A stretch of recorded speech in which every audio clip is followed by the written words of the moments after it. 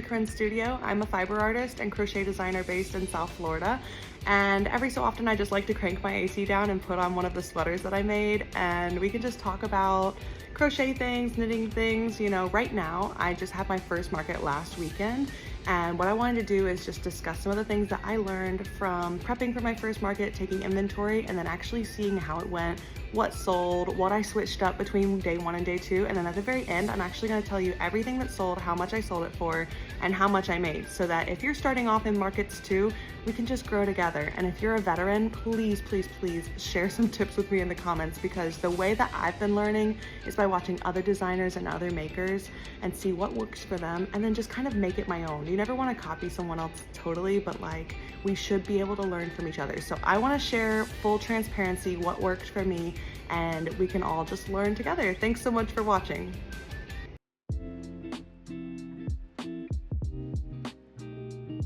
Okay, so this was my first market. So it was 2 days long. It was at a church/school, and the booth fee was $80.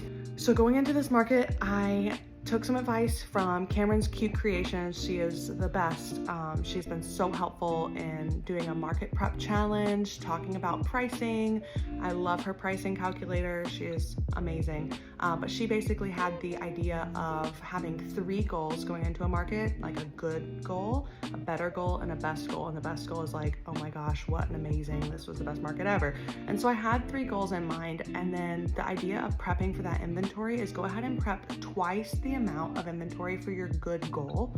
So let's say my good goal was covering my booth fee. Maybe let's say I wanted to make 200 bucks, right? That was my good goal. So I would want to make $400 in inventory. Once I hit that, I would make twice the amount of my better goal. My better goal was going to be like, I think it was 500, something around there, just to start covering a lot of the costs of my yarn and all the things that I had to buy to start up the business. So then I wanted to make $1,000 inventory to cover that, so that basically if you sell half of what you make, you're gonna hit your goal. And then my best goal was 600, and I was just a little nervous to even put that out there, because I was like, there's no way I'm gonna make $600 at this like small church school event. It's my very first event. I just don't know who's gonna come, if anybody's gonna come. But that was my best goal, and I was like, you know. And so my goal was to make $1,200 worth of inventory, and I ended up just prepping like crazy, because I have no idea, you know, what I'm doing.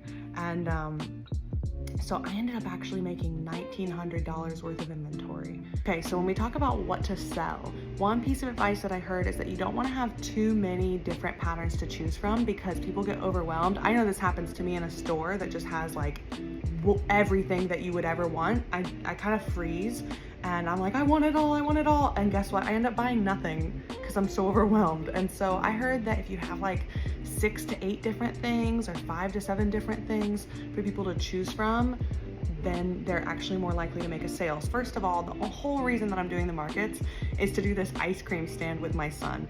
I made an ice cream pattern that mixes and matches the cones between the scoops, and the whole goal was just to have this experience with him. So I got a little tiny ice cream stand for him to sell from when he's helping me out, and then I had my main table. I did an L shape, and my main table was all ice cream themed. The second table that was on the L was pumpkins and chickens, so kind of some seasonal stuff, and also my pickles all went on the other table. Okay, so let's talk about what I made and what I sold. So this is what I prepped in about 5 weeks for my first market, but I also knew I was going to use that inventory for my next 2 markets as well. So I made 21 waffle cones. These sold for $7 each, and I sold 8 of them. I made 19 waffle bowls. These also sold for $7 each, and I sold 4 of them. And then I made 23 cake cones, and these sold for $7 each, and I sold 6 of them. So all in all, I sold 18 cones. at $7 each. Okay, sorry, I had to take a little break to give my son a bottle, so if you hear something, that is the sound of my beautiful 5-month-old. But let's talk about what scoops sold. So I had some bestsellers that were just like clearly going to sell well. Strawberry, I knew was gonna do well, was my top seller. I sold 4 of those. I sold 3 cookie dough, which was all of the ones that I made. Those completely sold out. And again, I think it was that mentality of like, oh my gosh, the last one. And then I sold 2 chocolate chip. Actually, I think it was 1 chocolate chip and 1 mint chocolate chip, but I counted them all together. And then the next best sellers were banana. I sold 2 of those. Oh, I sold 3 peach. And then I sold 1 blueberry, 1 pistachio, 1 grape, and 1 vanilla, which is like classic. And then I sold 2 lavender scoops. As far as my Halloween scoops, my spooky scoops, I sold 1 Monster Mash and I sold 1 Blueberry Back Crunch. I'm a little bit bummed that none of my pumpkin spice sold. I just think maybe it wasn't the right audience because they are super, super cute. But I'm fine with it because I'll keep them for next year or for myself. These are my little pumpkins. On my ice cream table, the other things I was selling were my gummy bear keychains, right? And my scrunchies. My scrunchies did not sell. The only person who bought my scrunchies, maybe they're just not in anymore, I don't know. The only person who bought my scrunchies was like a 90-year-old lady leaving the church service on Sunday morning, and she literally told me, I'm not buying this to put this in my hair, I'm buying this as a bracelet. And she wore a hot pink scrunchie around the craft fair for the rest of the time she was there. She was so cute, honestly iconic.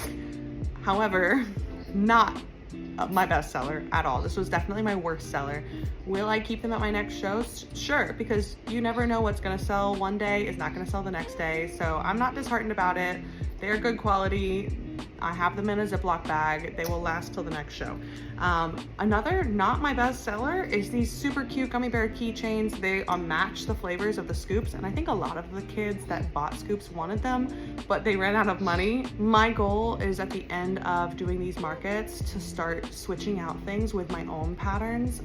A, because I love to design stuff, but also B, I want to start selling kits as well to make the patterns. And so I'm hoping to switch these out with a pattern for maybe like a ice cream scoop, ice cream cone, some kind of other ice cream themed keychain to go with the rest of my collection. You gotta see this. Look how cute. There's a little hand. There's a little hand on my elbow. This is my helper. Hi, Stinky. Hi. Okay, so recap of chickens. No roosters sold, 5 hens, 6 babies, and 3 eggs sold. So the baby chicks I was selling at $5. The eggs I sold at $3. And the medium chickens were $15. The roosters were $20. And I don't know if the price point is why the roosters didn't sell or just because they're ugly. I think they're cute, but I don't know if, I think it might be the price. I'm not sure. We'll see. We'll see it at the next market and see how it does. And then the pumpkins, the whole first day, I was like, please buy a pumpkin. So I had 3 different balls of yarn that I used to make the pumpkins. And basically I had like 4 left over. So it wasn't horrible, but I did have to like move the display around and be like, please sell these, because after Halloween, pumpkins just really don't sell as well.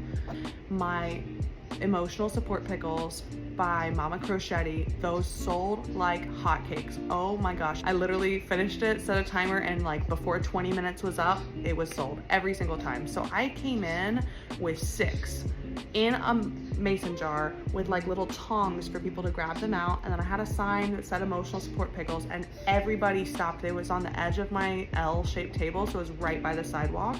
Everybody stopped and commented and laughed, except for one crusty old lady, and she literally went, ha! Emotional support? That's not even real. And I'm like, lady, it's a pickle. It's not trying to be real. It's a pickle, you know? Like, clearly she needed some emotional support, but like that was the only negative comment I got, really.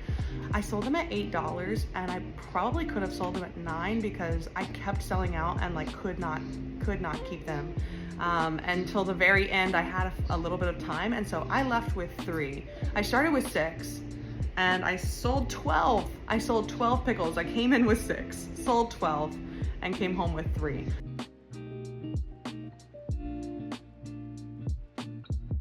So that's everything I sold at my market, and I actually kept track of it all using my Square app. I took card payments using the Square reader, just like tapping it on the tap on my phone, which was really cool.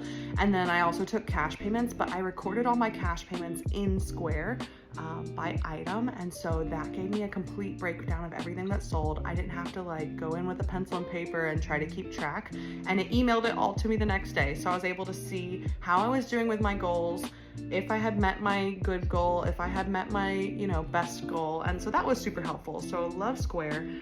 So by the end of the first day, I had sold $340 worth of merchandise in 18 different transactions, okay?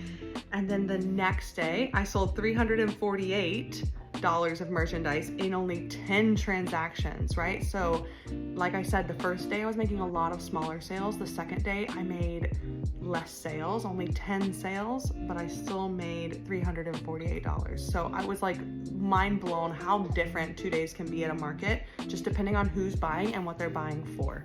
I honestly had just a moment where I looked to my husband and my mom and I was like, oh my gosh, I did it. This really happened. I actually hit my goal. I exceeded my goal in those 2 days. It was $733 in gross sales. Now, I had spent $700 in materials and expenses just to have a market. So I made $33 pretty much. I was still thrilled though, because that put me in the green. I'm not gonna go into my next market in the red, and I'm super, super excited with just like how much fun the market was. I can't believe that not only did I exceed my best goal, but it made me realize I need to be setting higher goals. Like I need to be dreaming bigger. This is something that I can do. It's something I like to do. I met so many cool people. Everybody was super nice. And even though each day was different, like you learn so much by actually putting the products out there. The other big takeaway for me as a designer, having my very first pattern out there for the Mix and Match Ice Cream Shoppe, is like people liked it. Even people who didn't purchase it. I had a lady say like, this could be in a store. Oh my gosh, she was so excited, and like starting to learn how to kind of take ownership of it and be like, yeah, this is something I do, I guess, you know, not to sell myself short. So those were some lessons I learned. I think the biggest lessons that I learned were, you know, your display matters a lot. You know, people also like to talk, you know, you have to be a good listener. But one thing I kept doing per, you know, a few recommendations was I kept crocheting behind the table, not while people were talking to me, but I always kept it in my hands, because they were like, oh my gosh, you're making something right now, what are you making? 9 out of 10 times I was making a pickle, because I had just sold out of pickles. But that was one thing that kept me busy. And just staying positive, like not comparing myself with other vendors. There were other vendors in there that were selling some knit and crocheted items. Of course, they weren't the same items that I was selling, because I made my patterns and that's why I like designing patterns. But one of them actually bought my pattern on Etsy. So if you're watching, shout out, thank you so much. That was my very first pattern purchase on Etsy. So that was just like, it just feels so surreal to be like, yeah, we're doing this. This is happening. So thank you for hanging out. Thanks for watching this. And I hope that if you have a market coming up, it goes super well. I'd love to hear in the comments if anything you found was helpful, or if you have a tip for me, because I've got 2 markets coming up. Please, like, take a tip, leave a tip. I'd love to share my tips with you, but honestly, please share your tips with me. Okay, so I'm new to all this, but I think I'm supposed to say like and subscribe. So if I don't say it, like, it jinxes the video or something. So please like and subscribe. Thank you so much for watching, and we'll chat soon. Bye guys.